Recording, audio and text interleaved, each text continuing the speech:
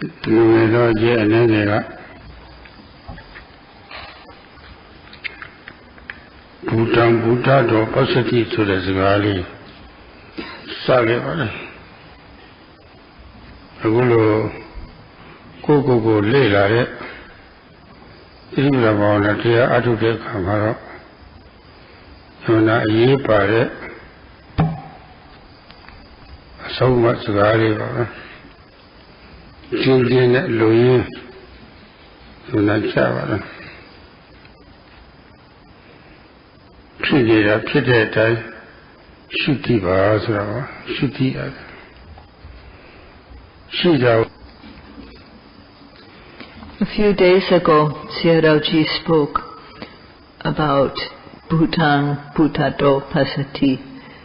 This is a very short sentence, but when we are doing this self-research of Satipatthana meditation, this sentence is very important.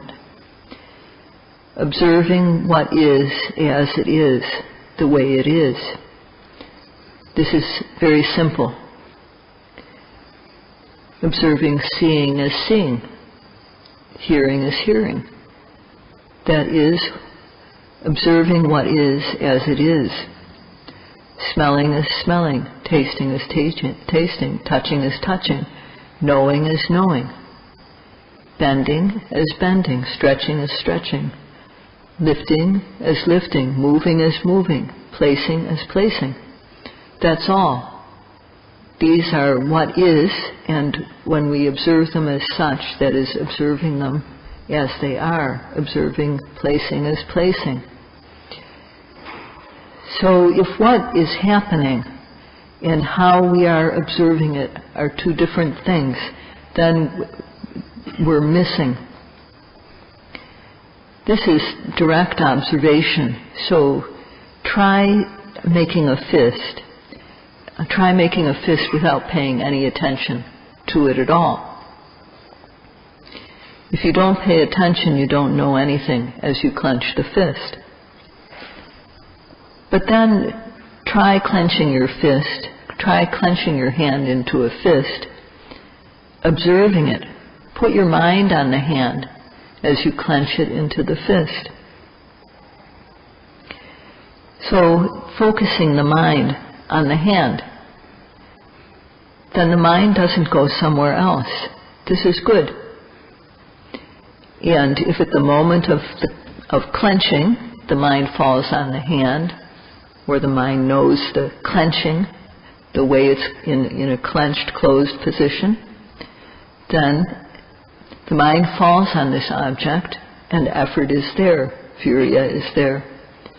Because virya is there, then intense laziness is dispelled. Intense laziness is no good. It's a quality that people who are base and low accept.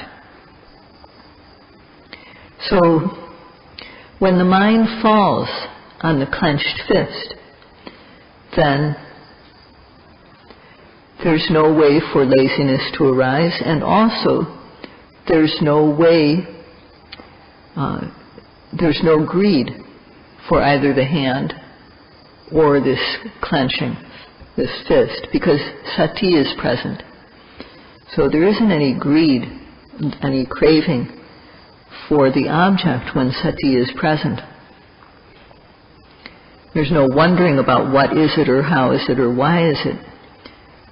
So when sati sticks to the hand or sticks to this clenching, then the mind falls collectedly on the object. The mind doesn't run anywhere. And this is samadhi, concentration. One isn't knowing the true Dhamma yet, but because the mind is reaching the hand, it's reaching this clenching fist, this is good. Some people don't even get their minds to reach the hand in this way. So this mind that is connecting with the hand, this mind is clean, and this is no insignificant thing. When we observe this clenched fist as it is, this is observing what is as it is. Bhutang Buddhato Pasati. And we observe this fist as a fist. We observe the clenching as clenching. And in this observation, there's virya, effort, sati, the observing power, samadhi, concentration. There's the energies of these three qualities. And if one observes second by second, in 1 minute there will be 60 moments of observation. So although there is no knowledge arising yet, one is controlling one's mind. And this is very good. So yogis must calculate in this way. When we've only been practicing a few days, we can't know mind and matter yet, nama and rupa. And knowing cause and effect, their cause and effect relationship is even farther away. We can't know how these things are impermanent and so on. We can't know this type of thing directly yet. We have heard about it or read about it, but we can't know it directly after just a few days. And an analogy is that when we put a piece of food in our mouth, when we chew, right away we don't know the taste yet. We know hardness, and then we know softness. And this is knowing what is as it is. These are what is really there: hardness, softness. And in this morsel of food, there's any one of 6 tastes. There could be some sweet, sourness, bitter, salty, spicy, bland. And there will be at least one of these types of tastes in the food. And this becomes apparent. So at first, in the first chew, we know the hardness of the food. And as we chew, second chew, we know softness. And as we chew carefully, the taste becomes apparent. Any one of these 6 tastes may become apparent to us. And this taste is called sarasa, the individual taste. It's also called sabhava, the individual nature or own true nature. So this is an analogy for what we do when we practice. It's like eating the bit of food. When we observe what is at the moment, for example, at the moment of, if we're observing the fist, at first it's just like putting a lump of food in our mouth. We just know this lump. And if we don't pay attention, we won't know the qualities of what we're eating. We won't know if we speak when we eat, for example. We won't know because our attention is not on the food. So similarly, as we chew our food, we know qualities of hardness and softness. Those are the first things that become apparent. And in the case of clenching the fist, when we put our mind on this and we know the clenching, we don't yet know true nature. We're aware of the form or the way the shape of the fist, or we're aware of the manner that it's clenching.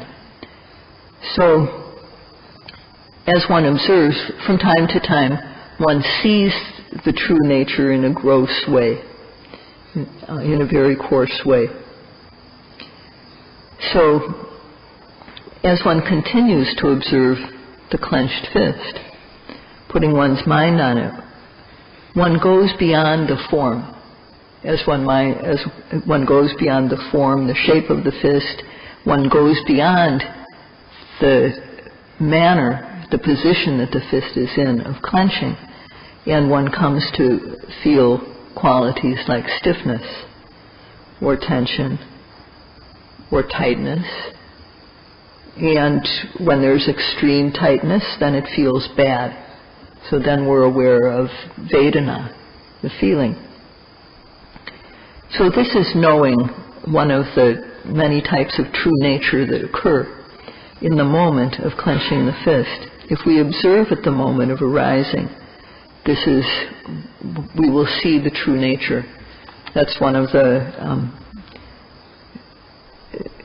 to see true nature, one must observe at the moment of arising, and then it will become apparent. So this is what is being said when the Buddha said, Bhutang Bhutato Pasati. To see what is as it is, one has to observe it at the moment of arising.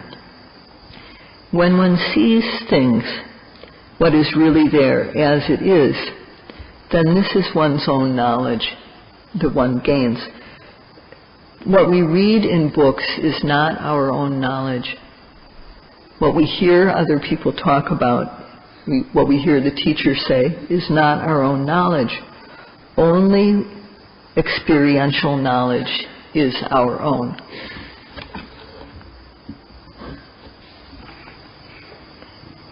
Yogis at the start of practice have 3 ways of understanding. And the first is santana, or form. And the second is akara, that's manner or position.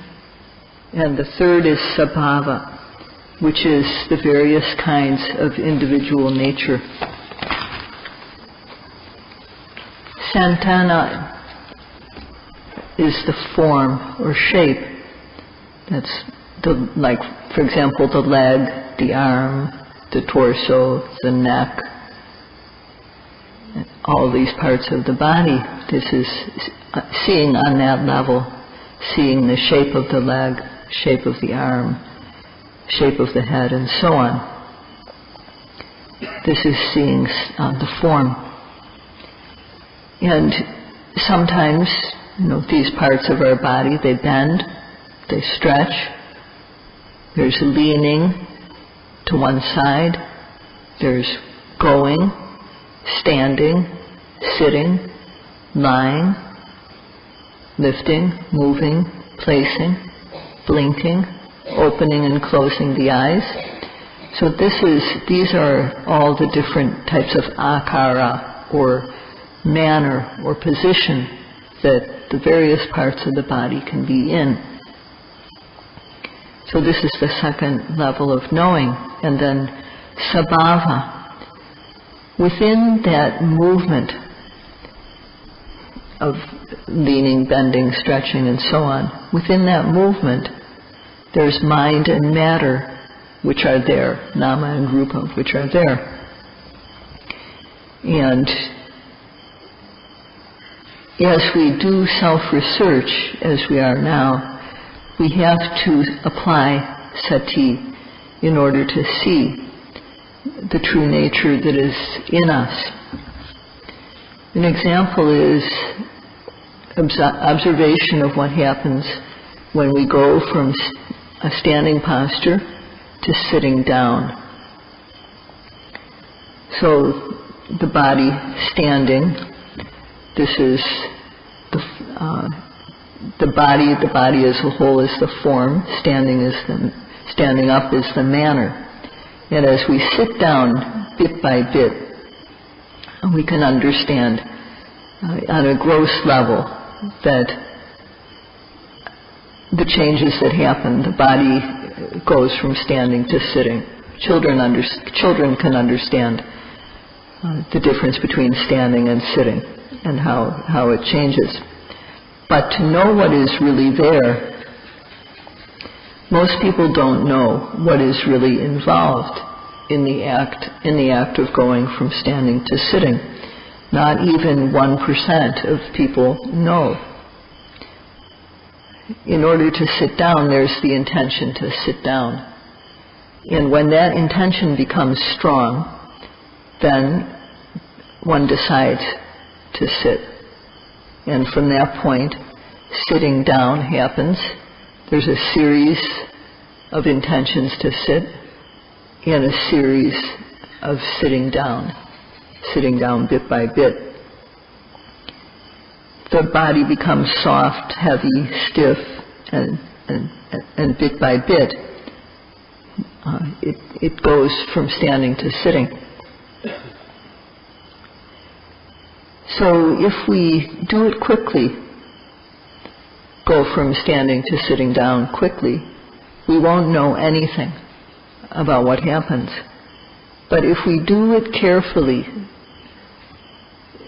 inch by inch, observing inch by inch, bit by bit, and focusing on our mind on the body at the time of sitting down, we'll see that there is a series of intentions to sit and a series of sitting down.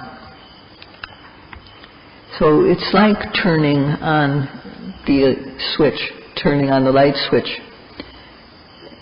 When one turns on the light switch, electricity flows and the light turns on. So when we turn on the relevant switch, then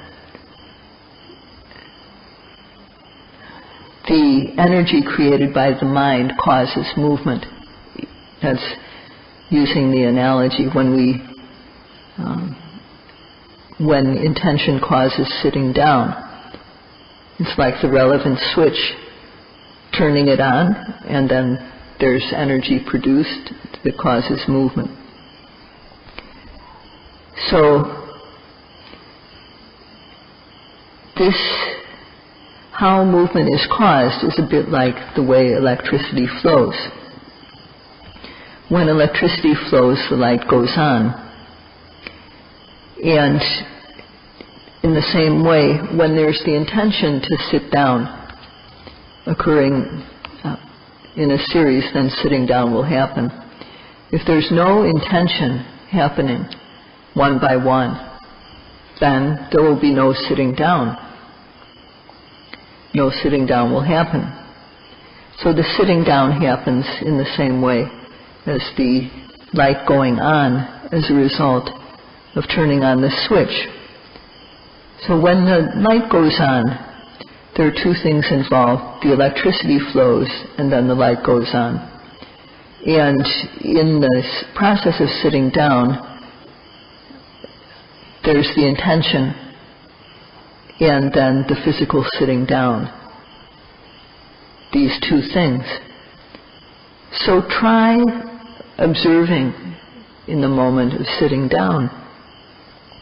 Try to observe it in a careful way, second by second. If one doesn't have enough mental energy yet, then the mind will fall on the body. One will know the shape of the body, or one will know the position that it is in of sitting down gradually. But even though one doesn't know further than that, this is still good because the mind is not running anywhere. So this is good. And as one focuses carefully, sometimes it will become apparent that there's stiffness, or that there's tension, or that there's a heaviness. And when one feels off balance and has to adjust, has to move one's arms because the body's become out of balance, one feels uncomfortable. This is Vedana. So at the start of the practice, it's not easy to know the mind, the intention to sit down. But if one continues to practice, then one will come to see the intention too. When the body sits down, sitting down is manner. It's the position that the body is in. And as one's mental energy becomes strong, one will know the true nature that happens in that moment. Our observation is in order to see this true nature. And once you understand this concept, you know you can understand what is happening in every other movement that we make. When sitting down like that, observing the sitting down, one puts one's mind on the position of sitting down, on that act of sitting down, inch by inch. And one aims the mind so that the mind is focused accurately. One also applies effort so that the mind gets there to the sitting down. The mind has to be not sluggish or slow. The mind must be active.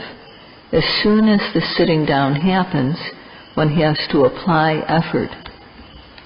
And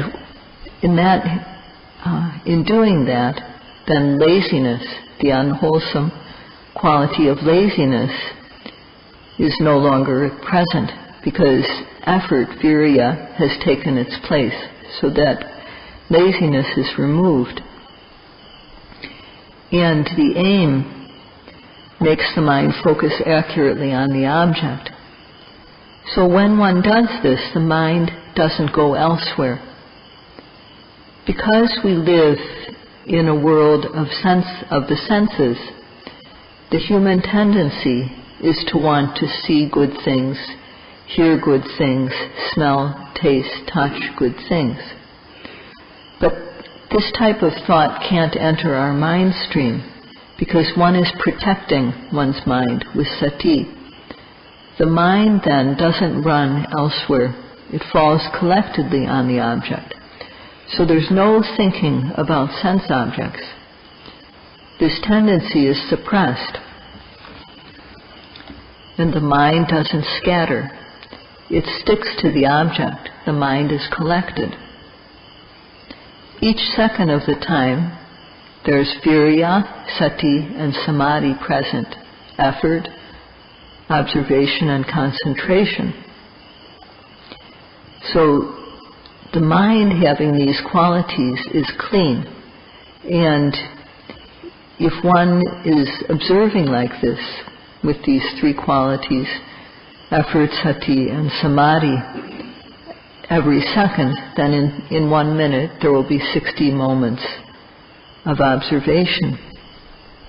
And in 5 minutes, 120, and in 360, I'm sorry, my math is bad, and in 1 hour there will be 3,600.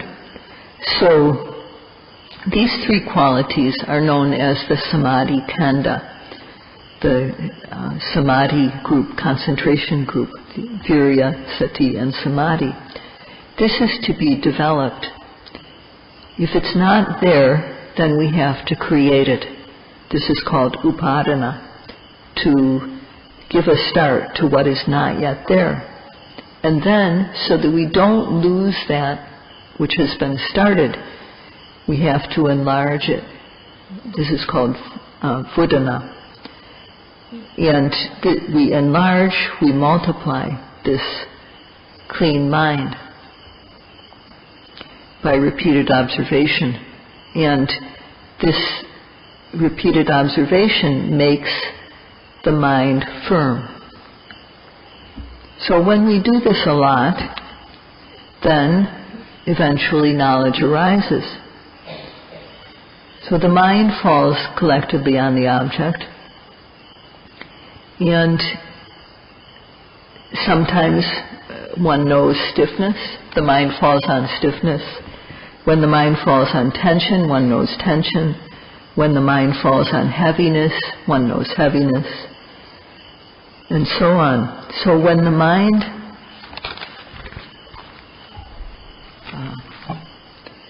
whatever the mind falls on, we know it accordingly. And if we analyze what is happening in this moment, There's application of effort to get the mind to the object at the moment it is happening. Sati is sticking to the object, and because of that, the mind falls collectedly on the object. This is samadhi. There's accurate aim, so that our mind is focused exactly. The mind has the object exactly in focus. And this is vitakka, this quality of accurate aim. And then there's knowing, which is panya. So the first three of these factors, virya, sati, and samadhi, this is the samadhi kanda, the concentration group. And the second two factors, vitakka, or accurate aim, and panya, knowledge, these are the panya kanda, or the wisdom group. So these are 5 factors that are present in the moment of observation.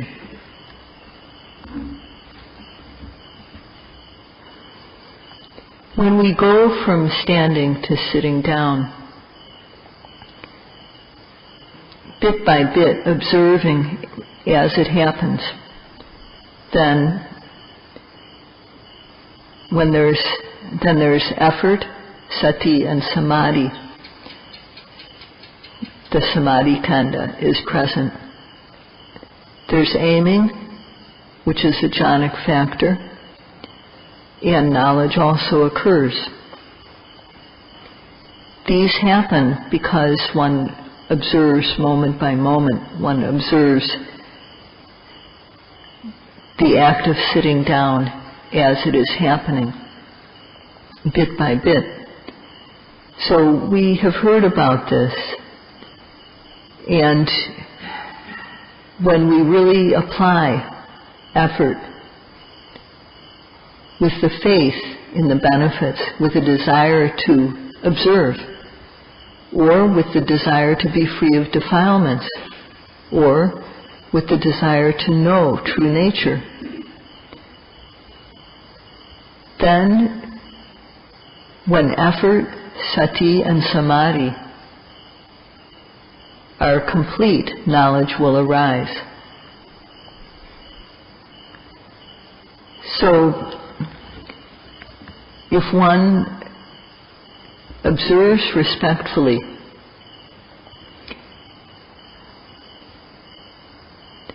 then the mind will become clean. So this is something that we've heard about. We have to have the desire for this to happen. We should have chanda for this to happen. We can't not want this. And if we do, then as we sit down, moment by moment, we will be gaining energy. We will be gaining mental energy. We won't be losing energy. We'll be developing mental energies as we observe the sitting down process. So if one doesn't have faith, or one doesn't have any desire to gain the benefits, then there won't be any effort to do the practice, and then one won't know. So Sayadaw sees some yogis who are careless, who don't respect the practice. They look here and there. Doing the practice, one is supposed to keep to oneself. One is supposed to observe one's own phenomena. But these yogis look here and there, all over the place. So if one applies oneself, one will gain the samadhi kanda. One will develop that. One will gain the panya kanda, the wisdom group. This is what one gains if one works, applies oneself respectfully. But if one has no faith and no chanda, no desire to gain the results of the practice, then every moment one is losing out on the chance to get these things, these 5 factors. So in 1 minute of carelessness, that's the 1 minute of loss. And in 5 minutes, there will be 5 minutes of loss. So this work is incredibly valuable, and if one reflects on how valuable it is, then one will work at it, and one will get the Dhamma in a short time. When we observe what is as it is, then we are able to dispel ignorance. Ignorance doesn't know the true Dhamma when it is happening, but our observation dispels this ignorance. And at this moment, there's knowledge. And this knowledge doesn't occur alone. It occurs together with virya, sati, and samadhi, effort, observation, and concentration. So in this, there is the samadhi kanda. And there's also the factor of aiming. Aiming together with knowledge makes up the panya kanda, the wisdom group. Or another way of looking at it is that there is the training of samadhi present and the training of panya. The training of samadhi, samadhi sekha, overcomes the obsessive defilements, the pariyotana kilesas. Or if these things, if the samadhi will, if those happen to arise, then one quickly can dispel them. For the most part, one can keep them suppressed. This is like fire prevention. When one wants to prevent fire, one takes action in advance, but if the fire breaks out, one is prepared to put it out quickly. And the samadhi kanda is like that with regard to the obsessive defilements. So when the mind falls collectedly on the object and accurately on the object, then there are two more factors that are involved, this accurate aim together with knowledge. So in all, there's 5 factors of the path that are present at this time, and this is called the forerunner path, the 5-fold path. At this time, while we're practicing, there's not any way in which we're going to transgress. There's no opportunity for us to break our sila. But we have the intention to act well, to not commit wrong. We have the intention to speak in a friendly way, to speak what is true, to speak what is beneficial. And we have the intention to avoid killing, avoid adultery, avoid stealing, whether it's in normal life or in any type of livelihood. We have the intention to keep our sila pure. So although we're not in a situation where we are actively faced with the potential to transgress, we have the intention to keep sila. So therefore, the factors of the sila portion of the path are present.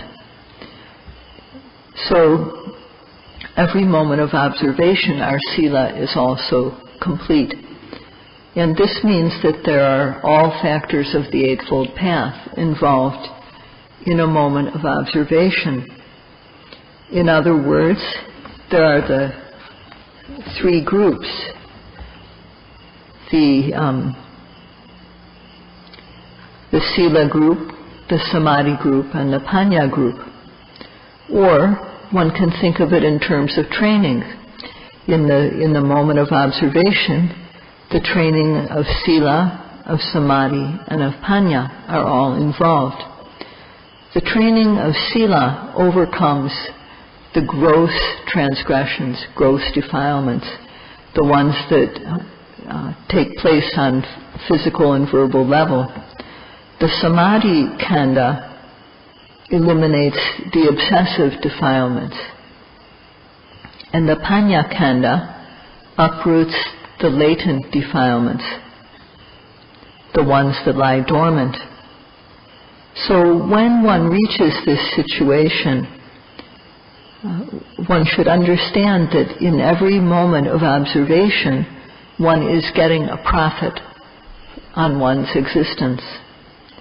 And if, on the other hand, in every moment one doesn't observe what is happening, the arising object, then one is losing this. So, people who came here to get this benefit, if one doesn't work respectfully to gain the benefits of the practice, then one is losing. So one has to just value this time.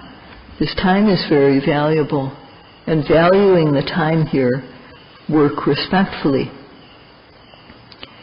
While one is applying oneself to observing the arising object, to the practice, this creates energy. It's like driving a car. We have to drive our car in order to keep the battery charged. If we don't drive the car, in time, the battery will run down and it will die. So, like this, we have to also keep our battery charged by observing the object every moment. So Sayadaw ji urges us all to keep our batteries charged by observing the object every moment of the time. That's all for today. Sadhu, sadhu, sadhu.